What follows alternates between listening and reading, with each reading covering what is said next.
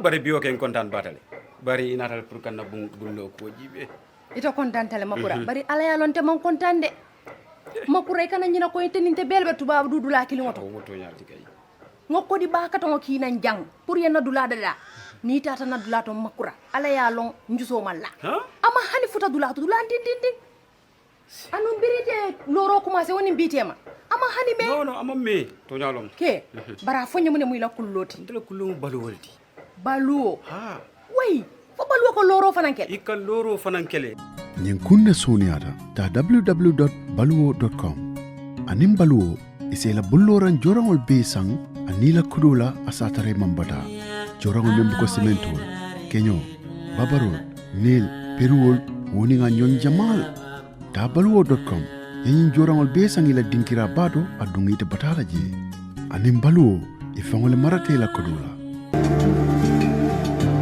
Islamic microfinance is becoming an increasingly popular mechanism for poverty alleviation, especially for developing countries around the world. This microfinance service adheres to the principles of Islam as a form of social responsibility. Yona Islamic Microfinance is the Islamic microfinance of choice in the Gambia, trustworthy and reliable. At Yona Islamic Microfinance, we provide savings products, current accounts, financing products in conformity with Islam. In addition, Yona Islamic Microfinance also offers local and international remittances, takaful fund, management of zakat, management of awqaf, trading and investment, and building of strategic partnerships to bring financial services to the doorstep of the poor with donor projects, madrasas, youth organizations, women groups, and farmer organizations. Make a choice with Yona Islamic Microfinance today. For more information on Yona Islamic Microfinance, call 377-2151 or 9832-151 or visit Yona head office at Tipa Garage, Bakote, or visit any Yona branch located countrywide near you. Good afternoon and welcome to Kerfado. Of course, this is a special program coming to way in our studios, of course, in the Tranquil Bigelow. My name is Buba Gajigo. You know, of course, today is a very special day in the Gambia for some people, but not special for others actually. So this special program, we're going to talk about the, of course, FGMC bill at the National Assembly earlier today. The National Assembly members has rejected the bill, of course, to repeal the ban on FGMC. So that is the reason why we have, of course, the founder of Gambia Women Are Free to Choose. Of course, she is someone who is seen everywhere for the past weeks. She organized a press conference where he talked about her stand and the stand of her organization and the people who are following her. So we have, of course, Dr. Fuambai Sia Ahmadu. As I said earlier, she's the founder of Gambia Women Are Free to Choose, and I'm going to get a reaction on the National Assembly members' rejection of the, of course, FGMC bill today at the National Assembly. Welcome to the program. Thank you so much. I appreciate you inviting me to be here. What is your reaction? You've been every year, you've organized press conferences to see to it that the National Assembly members in the Gambia, of course, repeal this law, but it has failed. What is your reaction? So first of all, I want to keep repeating that the law in the Gambia does not mention FGMC, right? Female genital mutilation /C is usually used for cutting. That is an activist terminology, which is not part of. But it's already added there now, right? No, it's not added there. Okay. What was voted was to deny, to reject the bill to repeal the ban, and the ban is against female circumcision. So there is no such word terminology in the Gambia, except for what has been imported by activists.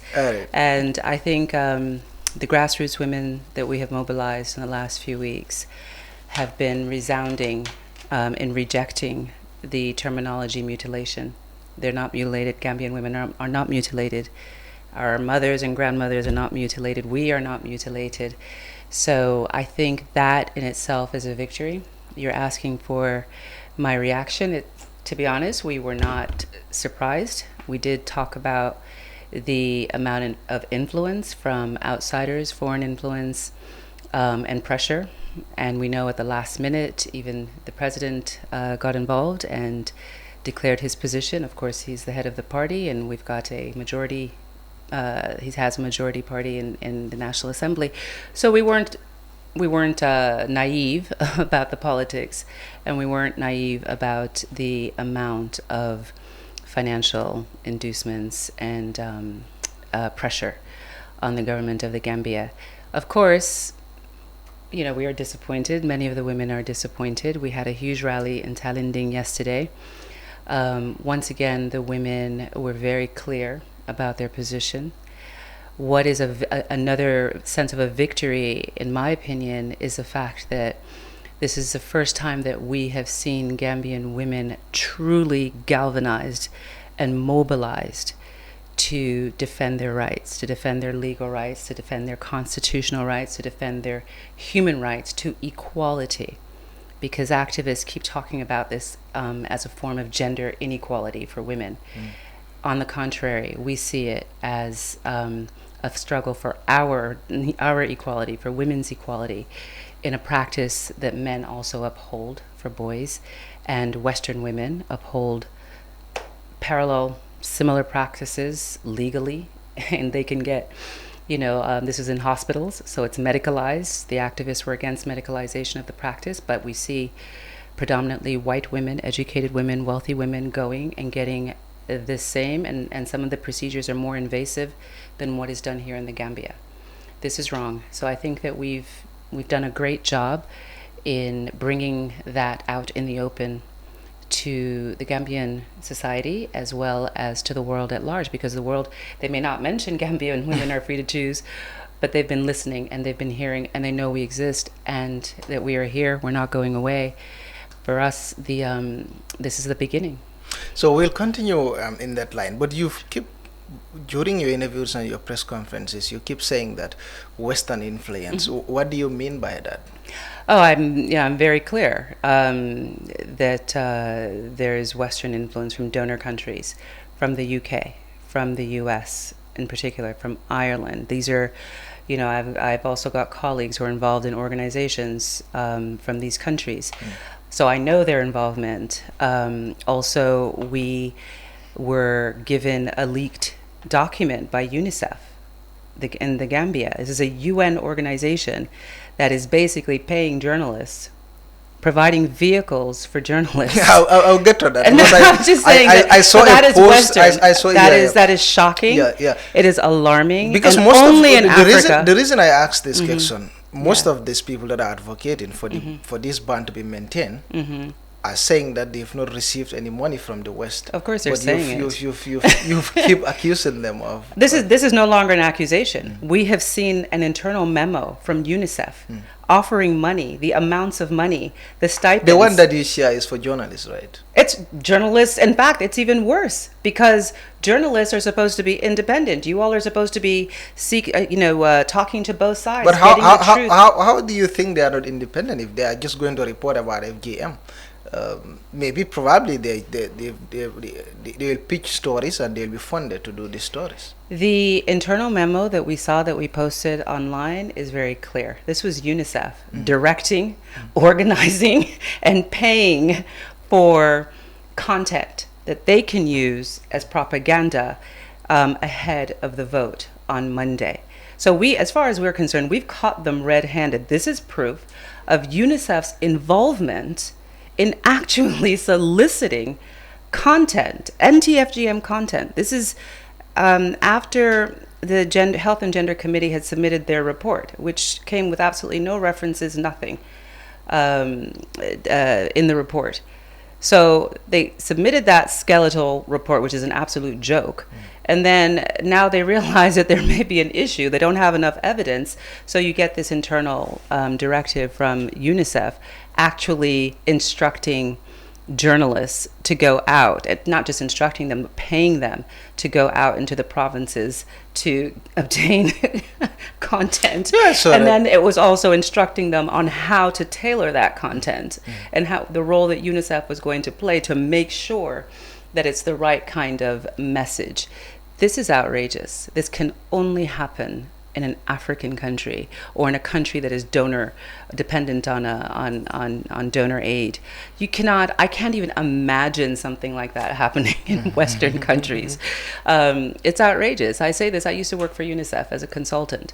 So this is completely out of line, it's completely out of order. And other things that we have seen them do and that we've called them out on. Our goal is to sensitize the Gambian public, to let the grassroots, through platforms like this, to let ordinary Gambians know what is going on. They're going to continue to do it because it's about power, and it's about politics, and it's about money, and it's about influence, and it's about control over the bodies of African and Muslim women. So they're going to do it, but what we can do is shed light, we can expose, we can provide information, and empower Gambians, grassroots Gambian, especially Gambian women, with this knowledge, empower them to now make decisions politically that are in their interest. Can we say your advocacy has failed because the bill, of course, the law remains? Absolutely not. Absolutely not. That's like saying, all of these movements that we've seen in history, the civil rights movement, the LGBTQ movement, where you had laws that prohibited in the Western countries, same-sex marriage. You had laws against, there were racial segregation laws in the United States. South Africa, you had apartheid.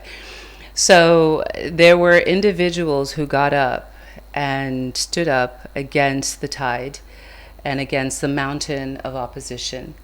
And they stood up against oppression and demanded the civil rights for an equality of human beings, of all human beings. That's what we're doing. So this is the first time that the public is seeing us, right? So we had a very short amount of time. Within this short amount of time, we know the impact that we have had on the ground. So as I assured the women that we're working with, this is just the beginning. There's so many different avenues that we can take. And we definitely intend on pursuing those avenues. So what other thing do you think makes you fail, apart from the Western influence that you've mentioned? I know that you went to the ground and you spoke to different people, you mobilized people in Talending, and I saw you posted that video. But what other thing makes you fail? Is it that you did talk to the National Assembly members? Because we've seen from the adoption of the report to today, we have seen a significant number who voted against the repeal. Who shifted their vote? Yes. Who changed their vote. First of all, I disagree that we failed. We expected, especially in But you wanted to get something and you didn't get it. No, our aim, of course, it would have been nice to get a positive outcome, to get the bill passed. That would have been amazing. We would have celebrated that. Yeah. But our goal was to come and to galvanize women, to sensitize women, to raise public awareness of what we were doing, to talk about the hypocrisy of anti-FGM campaigners, to expose the lies of campaigners like Jaha Dukure, who has been out there in the world selling this idea that she was infibulated when she was 2 years old. That is a blatant lie. So we are exposing all of this to, the Gambian public, to the grassroots, who've been extremely responsive. So we think that we have been victorious in that sense, that people know us, they're happy, they're praying for us. They now know that they have not just me. I'm not the only champion of the rights of Gambian women. There are others as well, and we're joining forces. We're building the kinds of alliances that we need. We are looking at the what has happened politically, and those who are engaged at the political level now know what they need to do. It's obvious what needs to happen. So we are not lobbyists. We don't pick up the phone and start calling National Assembly members. We would to educate them and to obviously to sensitize them to the actual research. But don't you think that's where the problem is? The National Assembly members are the ones that will vote.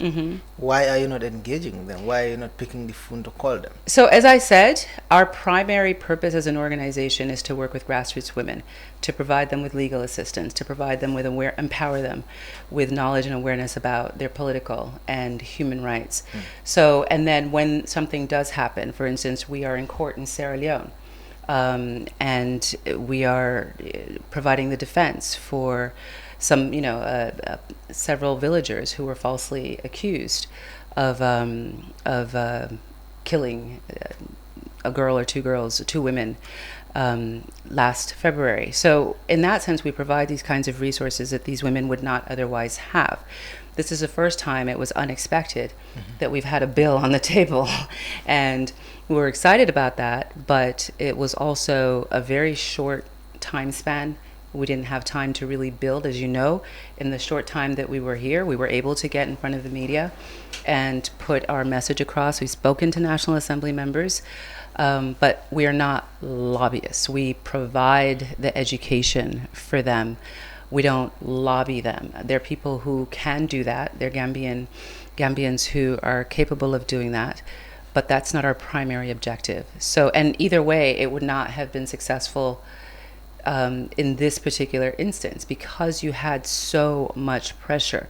The Secretary of State of the United States, the most powerful country in the world, picks up a phone and calls the president of the Gambia, one of the poorest countries in the world, and says, you do this. What are we? We're not offering money to anyone. We don't have money to offer to anyone. We just have education. We just have support. We just have knowledge to give to our sisters, our aunts, our grandmothers, our mothers. That's what we have to offer. But we're not here bribing. We're not here seeking any kind of gain in that way. So it was an uphill battle in terms of passing this bill, but we've learned a lot. We really want to appreciate and thank Honorable Almame Jiba for spearheading this and the strong support that he got from other National Assembly members. Also, you saw that Imam Fati was there in the National Assembly, so he's been a very strong moral guide and support, and obviously a champion for the rights of Muslim women to practice this as part of their Islamic faith. So for me, this is a victory. This is the beginning. We are looking forward to the challenges that lay ahead. I'm happy. Mentioning Imam Abdullah Fati, we have seen your interaction with him recently, and the most recent one was yesterday in Talinde. According to him, I listened to him when he spoke today after they maintained the ban. He said they are going back to the people and they're going to talk to the people so that these National Assembly members don't come back to the National Assembly again. Are you going to join that campaign? Well, as a Gambian, he's a citizen. He's speaking to fellow citizens who have the power. The government is for the people, by the people, and so on.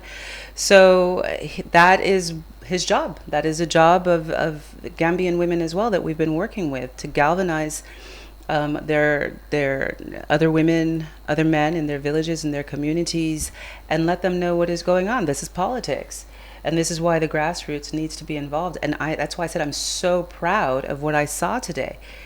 The National Assembly was packed with grassroots women who came to attend this session because it was an issue of interest to them.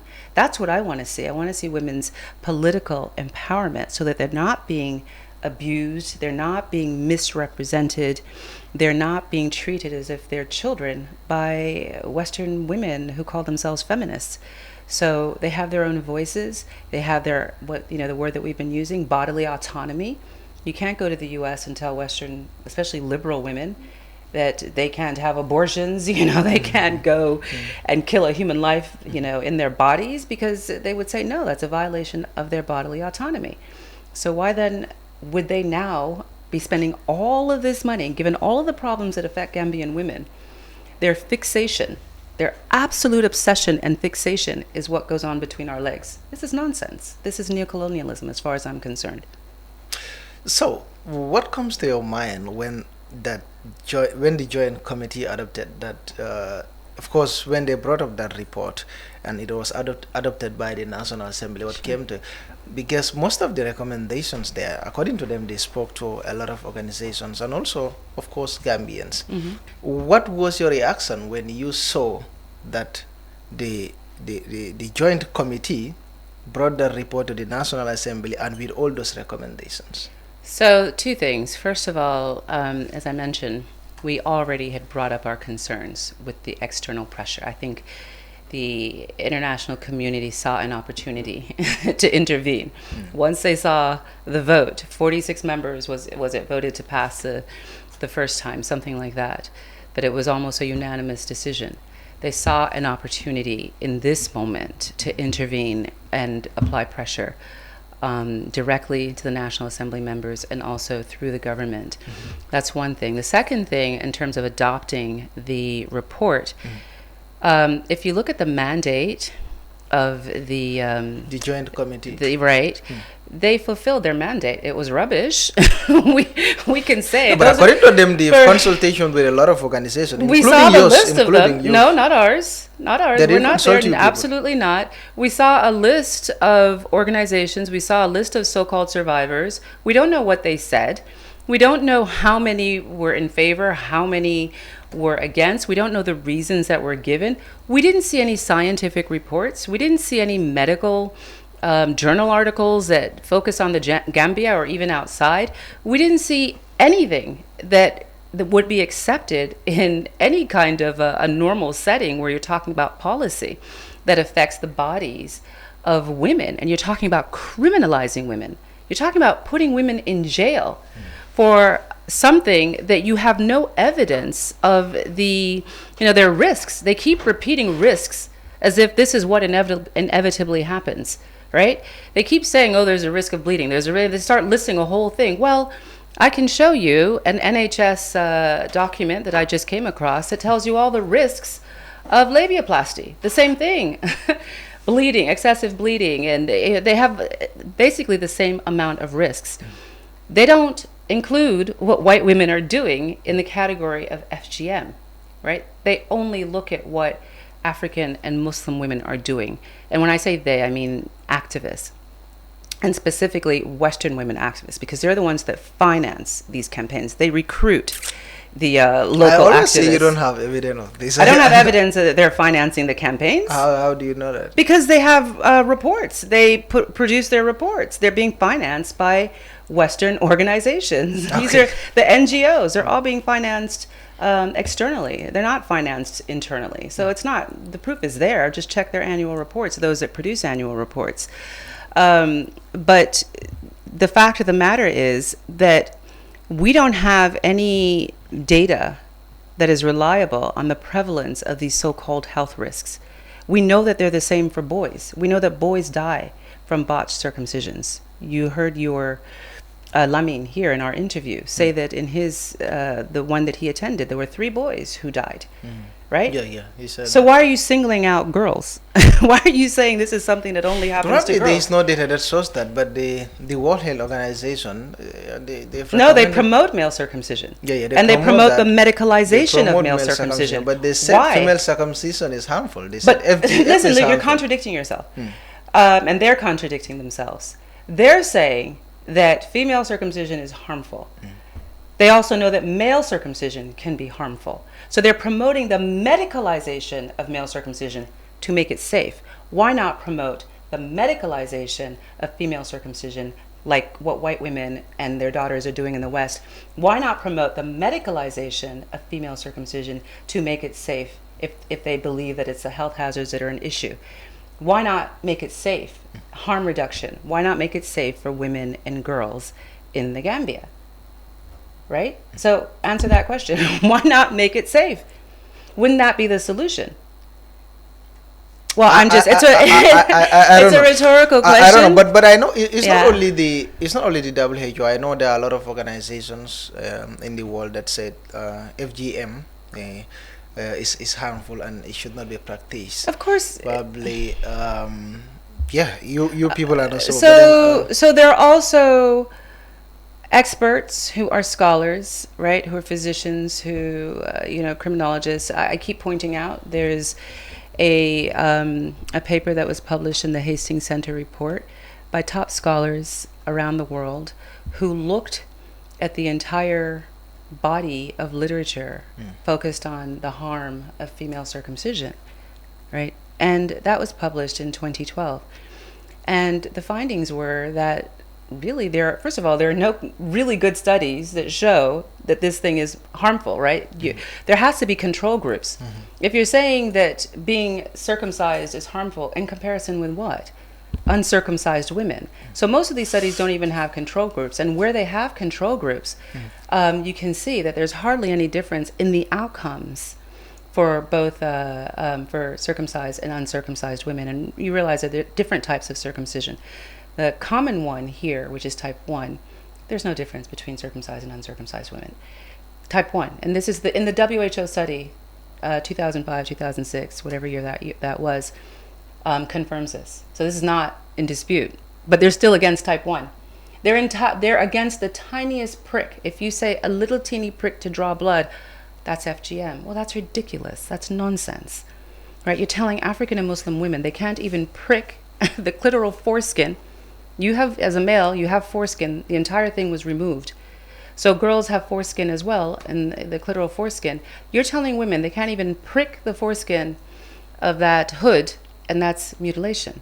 That's nonsense. And, Gambians need to really start challenging this. This is ridiculous. And this is why we're trying to bring this to the attention and the awareness of the grassroots, because they're being lied to. And it's about time we challenge that. We used to believe a lot of things about ourselves, right? That's how racial discrimination is able to be effective, because you brainwash people and allow them to think that they are inferior for reasons that are unproven. Circumcised women who have access to the same level and standard of care as uncircumcised women do fine. Not only that, uncircumcised women have problems. Why are they going and getting these genital cosmetic surgeries? And I keep telling you journalists, Google, don't just take my word for it. Go and Google these surgeries, female genital cosmetic surgeries. Google labiaplasty. Look at before and after pictures.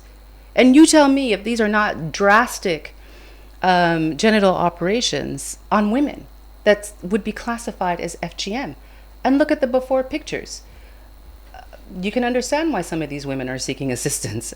So, to make grassroots women look like they are being ignorant or superstitious in their beliefs about things that can happen to, uncircumcised women, this is a fact. They're running to get cosmetic surgery to change their downstairs.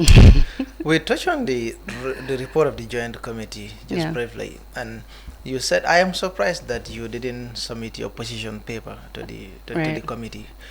What was the reason why you didn't submit it? So first of all, we were never invited. We've been registered here since 2016. But did you contact them to submit you? Yeah, I'm getting to that. Okay. We were never invited to do that. We issued several press releases.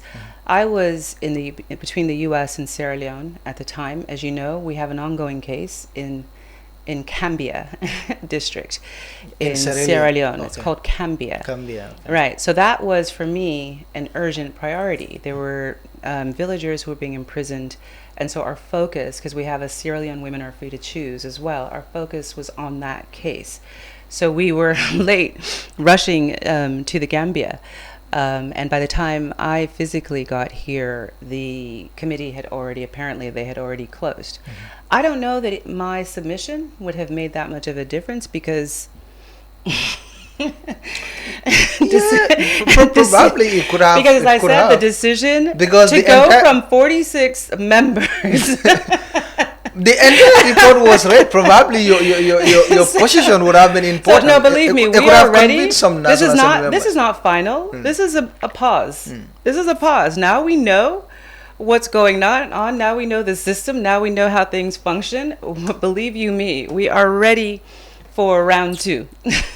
maybe you've contributed, because probably we're ready for round two. Yeah, probably if your position was in that report, maybe it could have joined some national. Certainly, it could have convinced some National Assembly members to. Yeah, but I think the real factor, given for me, the report was not even a report. My 10-year-old son would never be able to submit that kind of a report and even get a grade. Why? It was just because nothing is attached.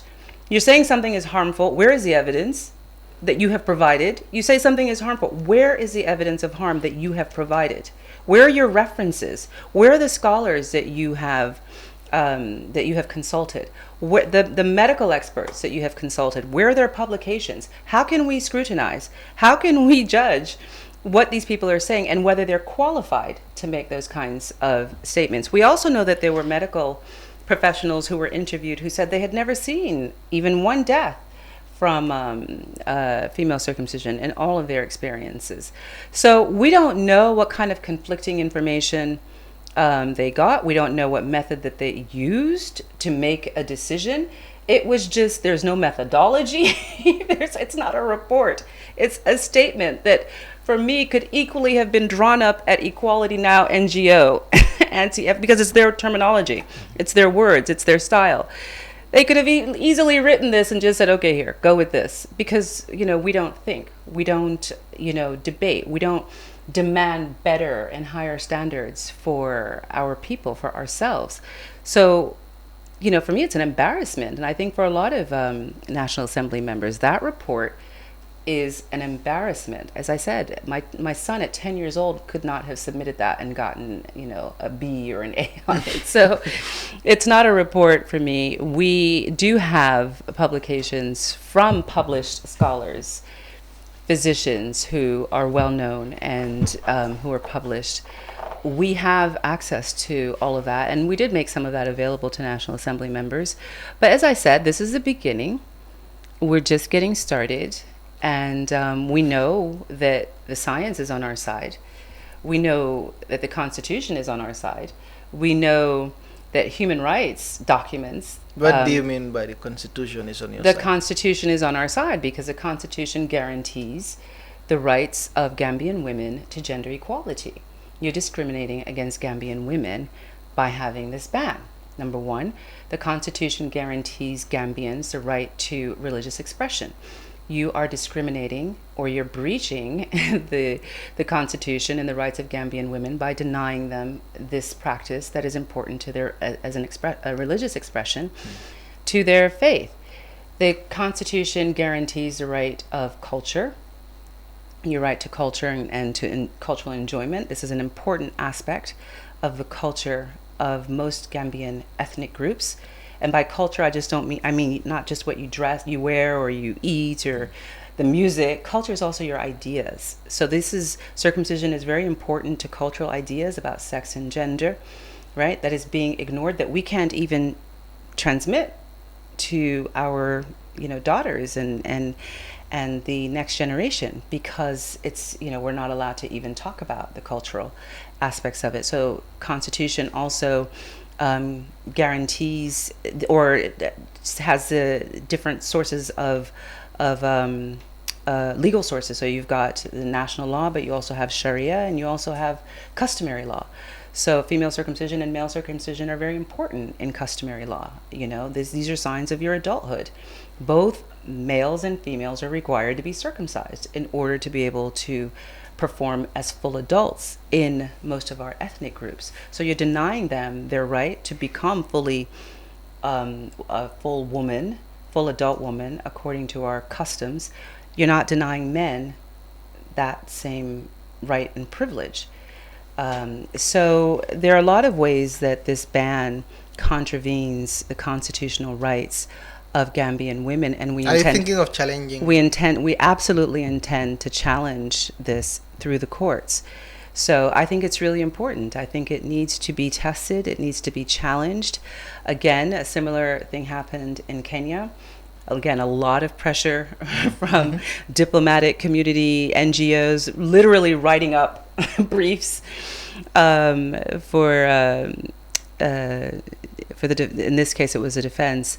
But the judges at that time did see, they determined that female circumcision is a cultural practice and that the Constitution guarantees the right to enjoy your culture. Yeah. But then it used the health aspect. And again, what was it based on? Anecdotal evidence from survivors, right? And I say survivors because I'm sorry, some of them are flat out lying and they need to be called out. And I'm ready for anybody to challenge me in court to defend that. I have people in the US that we know have made up their stories in order to get asylum.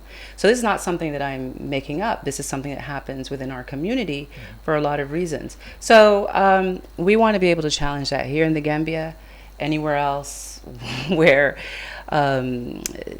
Western women or Western feminists feel that they're going to impose their ideas of what a female body should look like, their ideals of sexuality, their ideal, when they're trying to impose that on African women and Muslim women when we have our own ideals, we're going to challenge that.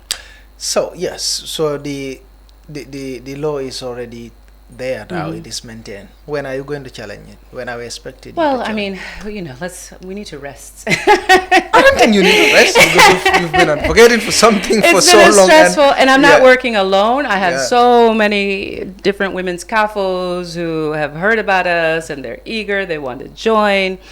We've galvanized so many women around the country. I think we just need to take stock and join forces. And then we talk to the experts, and then we chart out a strategy that is multi-pronged, not just one way, but we hit them from different ways. But we intend, absolutely, this is what I've been doing for 25, 30 years. And for me, seeing an end to this, FGM meta-narrative, this narrative of mutilation, that African women are mutilated. Our mothers, I don't know about yours, but our mothers are mutilated, and we have their daughters who are happy to refer to their own mothers, right, that gave birth to them, as mutilated. To me, that is just unimaginable, and I want to see that end. My son will never look at me and say I was born of a mutilated woman. So if I know that I feel that way, other women feel very, very strongly about that. We have got to get rid of this terminology. We have got to demand our equality because no one's going to give it to us. We have got to, make it clear to the world that if you're going to put our genital practices under scrutiny, you got to take everybody else's genital practices, transgender, intergender, white women, and labiaplasty.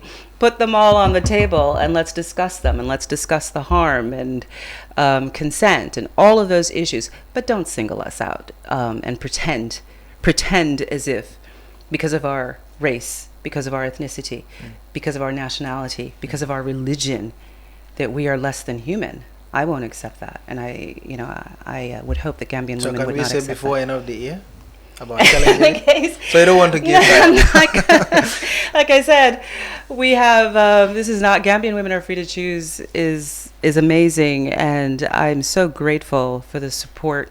So everybody who's been supporting us on social media, you're going to see a lot more of us on social media, a lot, younger people.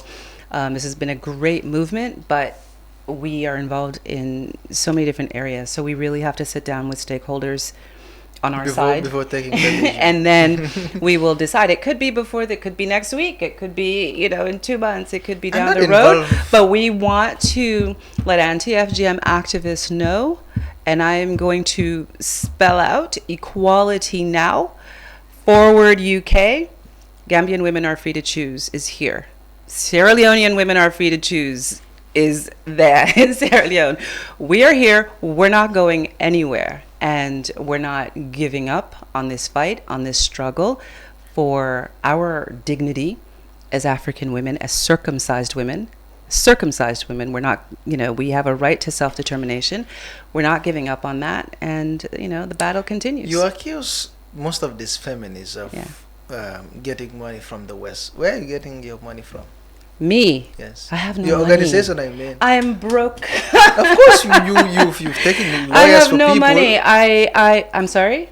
Well, I mean, in Sierra Leone right now, you're taking lawyers for people to stand for them and everything. work. But that involves money. I work my Okay, use your own money. my own Money. sweat. Okay. My own It's resources. My bills don't get paid. Okay. You know, my rent will not get paid because I have to, you know, pay Help people, help others. And, you know, it's painful. It's hard. It's excruciating. But when, you know, I've been blessed, extremely blessed. I've had a first-rate education. I've had a, you know, wonderful upbringing, access to anything and everything. I have great friends, so this is not about Western friends. So this is not about a anti-West, or, you know, most of my friends are white and But American. so I do this. Huh? Most of my friends are uncircumcised women that I grew up with. So this is not about attacking. You know, and us versus them, right? This is ridiculous. This is about saying, look, we have a right to decide what we want to do with ourselves and our body. But in terms of funding, I have no funding. So please, if anybody wants to provide funding, you're more than welcome to give me a call. But no funding, my own resources. As a strong advocate for this, maintaining this law, what does this mean for young girls and women in the Gambia for you? Well, you know, for the moment, saying this although I'm a legal anthropologist, I'm not, you know, a trained lawyer. I do see this as a constitutional crisis. You have a constitutional crisis because you have women, you've heard them, who are saying, this is my religion. Yes. There has been a fatwa, right, of the Supreme Islamic Council in the Gambia. Their legal opinion on this, they've issued it, and they've said that nobody can prevent a woman from exercising her religious faith with female circumcision. And then you've got customary laws, right? They're not written down for the most part, but we know, I'm a traditional woman as much as I am, you know, modern and westernized. We have our customary laws. I'm the daughter of, for instance, a ruling lineage. If I want to inherit a position, if I want to be politically engaged, if I want to inherit land, these are the processes that I have to go through, like my brothers. So then you've got the national law that says this is banned. So what's a woman supposed to do? It's a crisis. Are they going to arrest all of Gambian women and put them in jail? Right? Are they going to do that? Once they start arresting 1, 2, 3, you saw what happened with just, you know, 1 or 2 that triggered this case. Yeah, the ones that were Imagine now if they think they're going to go around arresting Gambian mothers, arresting grandmothers for the same thing that others are practicing outside, Western doctors, and getting, you know, thousands of dollars for. It's going to create a problem. I would hope that those who are outside of Gambia saying, oh, this is great, this is wonderful, you know, lock them up.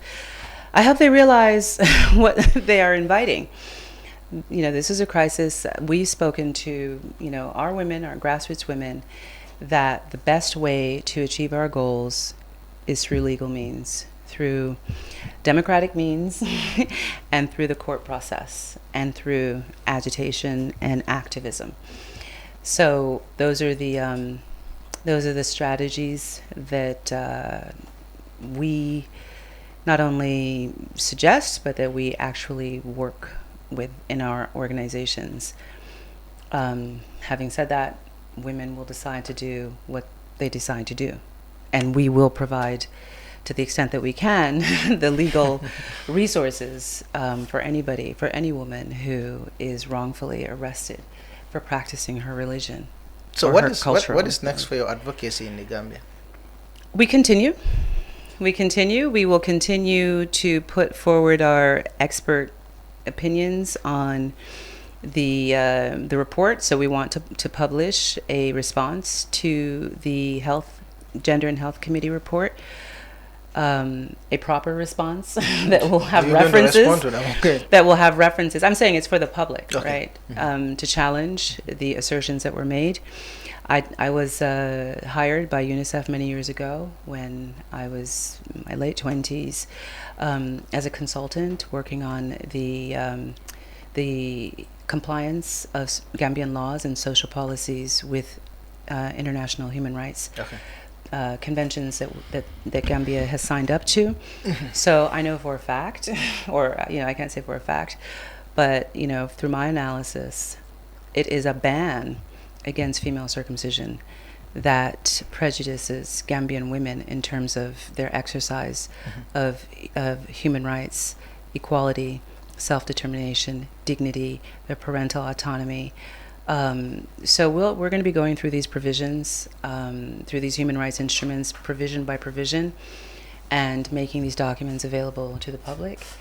And we will hopefully be consulting, I am American citizen, the U.S. Embassy, the UK, NGOs that are here, and letting them know who we are, what our research tells us, and how criminalization and the stigmatization of FGM is harming communities, it's harming women, it's harming young girls. There's real harm. There are now, and I want to say this because it's really important, this is what's happened in Sierra Leone, but it could happen here because there's money.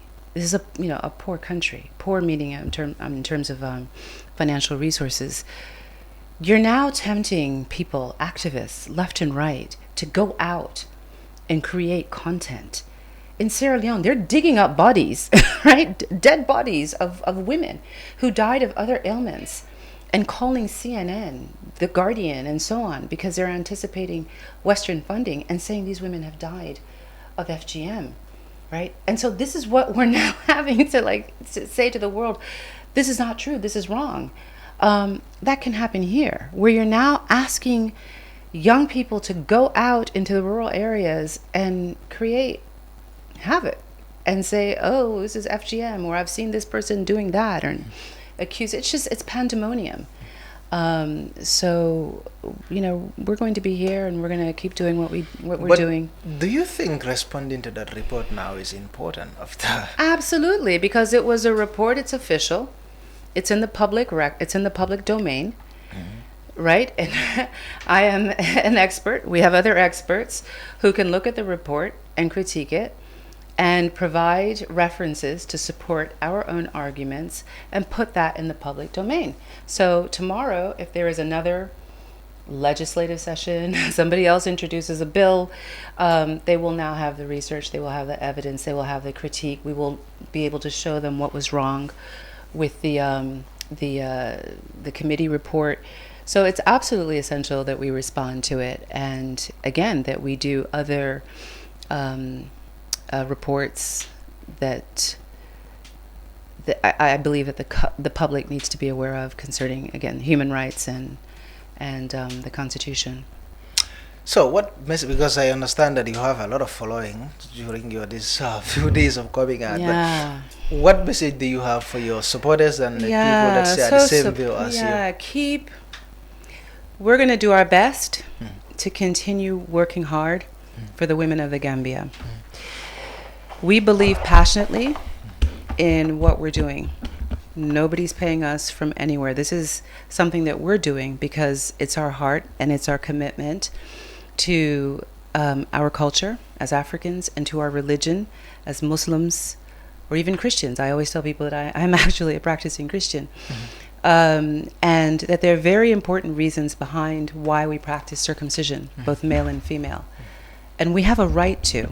And so we're going to continue our work here in the Gambia. We need all of you, especially young people, young males, females. We want you to join the movement on social media. Social media activism is so important and it's so impactful. So we want you guys to join us. My assistant is here. I'm not sure if the camera can go over to her. Oh, she's your assistant? She is also my assistant. Okay. The cameras will take her, yes. So we can provide you with our information, but we're on Facebook. You don't want to be on the line. Okay. We're on Facebook, and we're soon going to be launching our TikTok, our Twitter, and all of these handles. So we really need your support on social media to the masses of Gambian women. I am just so proud of all of you. So proud. It really melted me today in the National Assembly to see that it was women, grassroots women, who had filled, the... But there were also feminists, a lot of them. Huh? They also... We didn't see them. I mean, there were other women, we won't talk, but they were in a small corner. Our women were the ones that dominated the assembly. You keep on and mentioning so Jaha. I think they're Jaha sad. was there, right? They're sad. Yeah, she was there. In fact, she was trying to tell police officers not to let me in, and I'm not a Gambian. Not to let you in, why? Not to let me into the National Assembly. I mean, she can speak for herself. I don't have an issue with Jaha, and I'm saying this because, I want the public to know. I don't have a personal issue with her. I don't know her personally like that. I've just spoken with her at length. She knows that. She knows the conversations that we've had. She knows how I have advised her, and I have, kept away for many years. But it has come to a point now where when you start arresting African women and Muslim women for this practice, and she knows herself that her own story is fabricated, completely fabricated. She told me, I have no other way of knowing this. She told me exactly that her story is fabricated. Exactly, start to finish, how her story came to be. So we're going to make that available to the public, and if she wants, she can take me to court for defamation. If she believes that she wants to challenge me, that I'm not telling the truth, she can, take me to court for that. I'm happy to. But she also needs to be careful that what she's doing is defamation. She is lying on Gambian women. She's lying on the Soninke people, right, that do not practice infibulation. It is a complete lie. And this is wrong. You can do what I'm doing. Sure, get out in public. Make your voice heard. Have your advocacy, right? Work for it. Do your research. Reach out to people. But when you start lying because you know that that's going to garner publicity, you know that you're playing on I wouldn't say gullibility. it's some sort of gullibility. But you know that white feminists are going to listen to you because you're telling them exactly what they want to hear. And you're going to get awards here and awards there and awards. And you know in your soul you are lying. That is a problem. I don't want other Gambian young women to go that route. We can maintain our dignity. You can be opposed to the practice. I work with people who are opposed, women who are opposed to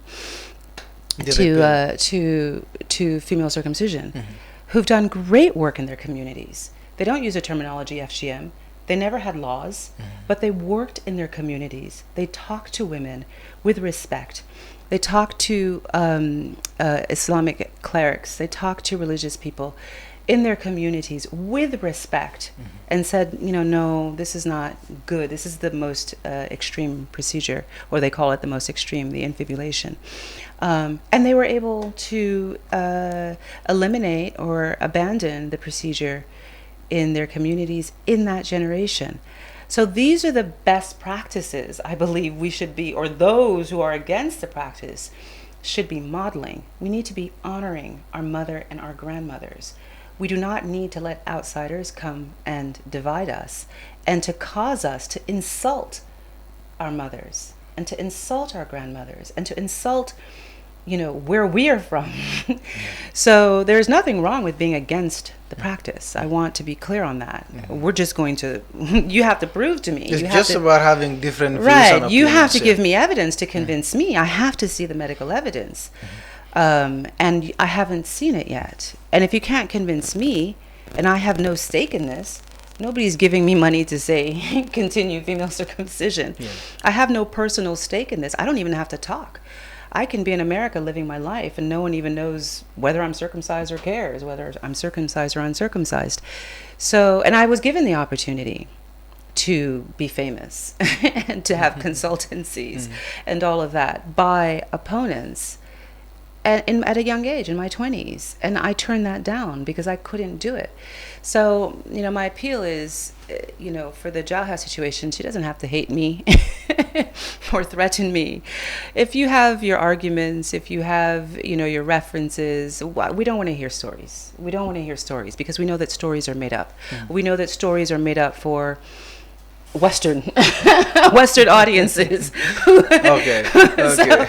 So and for asylum, and all of that. So we know that. So don't bring me stories. You bring me the medical evidence to show that an uncircumcised woman is better than I am, more intelligent than I am, healthier than I am, more capable sexually than I am. You bring me that evidence and convince me.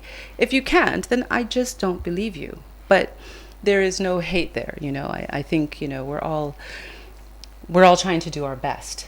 But I do at this point have to call out those individuals who are misrepresenting Gambians, who are misrepresenting the procedure. That is wrong. You haven't heard me talk about any other activists. I don't know their situation. Jaha is someone that you know. She told me herself. That is interesting anyway. I know Jaha will come and... Sure. I wish you would have had us She's both. my friend though. Yeah, I wish you would have had her here, have the both of us here and discuss it. I I will have arrange no that. problem. I will No arrange problem with that. so I would can love come with Jaha to have a civil discussion with her. And if she wants to challenge me on things that I've said, I mean, I have emails, I have texts, I have, you know, this is not something, before I open my mouth, I know that I have the records to prove what I'm saying. But once again, I don't have anything personal against her. I would hope that she doesn't have anything personal against me, but my commitment is to the grassroots, the masses of Gambian women. That's my commitment. That's where my loyalty is. And those are the people that I work for. So one thing that I forgot to mention is if you listen to Imam Fati and others, what they say, this FGC or FGMC is female circumcision. Is religion. Why can't you say female circumcision? That is what the law says. This is the name that is spread all over. So But the I'm law, very used to you're that. talking about female circumcision. That is what Female the law circumcision. says. Thank Female you. circumcision. So they say this is religion. Okay, is Islam. So your organization, we've seen you with them. Do you believe the same, and do you have any proof that it is religious? So first of all, it is not important for me to agree with somebody else's beliefs, religious beliefs. Everybody has different interpretations of Islam. What I can say is that there is a very strong reason why Muslim women say this is Islamic. You have the hadith that has been mentioned over and over again. You also have who I call the mother of Islam, who is Hagar, the mother of Ishmael, who was an Egyptian, who, no doubt about it, was circumcised, right? So for women who trace, whether it's a cultural heritage or actual heritage, you know, to Egypt, and uphold a custom that has been handed down from the tradition of Hagar through the female line throughout Africa. I know I am Kono origin, which is, we're close to the Mandinkas. We've had this male circumcision way before Islam, Christianity, Judaism. And so there are a lot of connections there that we need to be exploring as Africans. We need to be looking at our origins. And circumcision is very important because circumcision is a performance of the origin. It's the performance of creation.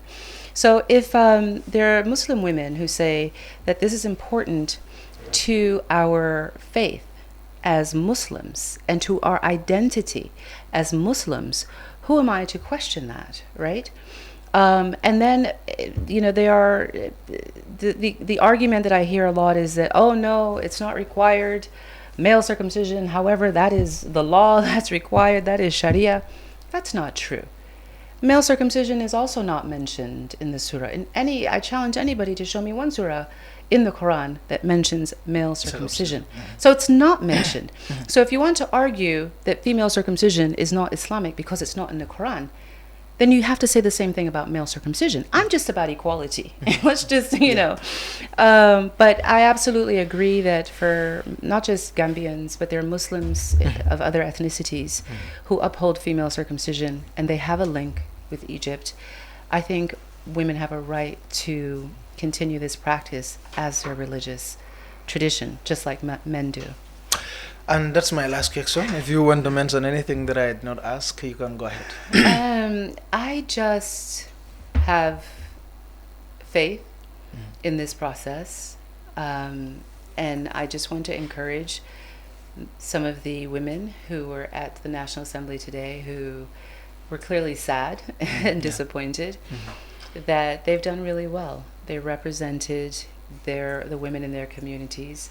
They represented their religion, and this is the start. And we just have to take heart and understand that, this isn't our moment. Our moment will come. So, and I'm excited to be a part of that process of making history here in the Gambia and really all over Africa where we have this practice. Thank you for coming. All right, thank you so much. This is all we have for you until we come on your way again. Okay. You were watching Kerfado. Thank you so much for joining us. Bye-bye. Islamic microfinance is becoming an increasingly popular mechanism for poverty alleviation, especially for developing countries around the world. This microfinance service adheres to the principles of Islam as a form of social responsibility. Yona Islamic Microfinance is the Islamic microfinance of choice in the Gambia, trustworthy and reliable. At Yona Islamic Microfinance, we provide savings products, current accounts, financing products in conformity with Islam. In addition, Yona Islamic Microfinance also offers local and international remittances, takaful fund, management of zakat, management of awqaf, trading and investment, and building of strategic partnerships to bring financial services to the doorstep of the poor with donor projects, madrasas, youth organizations, women groups, and farmer organizations. Make a choice with Yona Islamic Microfinance today. For more information on Yona Islamic Microfinance, call 377-2151 or 9832-151 or visit Yona head office at Tipa Garage, Bakote, or visit any Yona branch located countrywide near you. Ya bari biyo ken kontan batale. Bari inatal pour kan na bullo ko jibe. Ito kontantale makura bari ala ya lonte man kontande.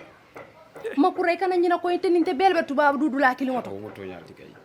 Ngoko di baka to kina jang pour yena dula dala ni tata na dula to makura ala ya long njuso malla ama hani futa dula to dula tin anu birite loro commencé woni bitema ama hani me No ama me to nyalom ke bara fonye mun muy la kulloti ndela kullu balu waldi baluo ha way fo baluo ko loro fanankel ikal loro fanankele ñin kunne soniyata ta www.baluwo.com anin baluwo isela bulloran jorangol be sang anila kudula asatare mambata jorangol membu ko cementol kenyo babarol nil peruol woni nga nyon jamal ta baluwo.com yin jorangol be sang ila dinkira bado adungite batala je anin baluwo ifangole marate la kudula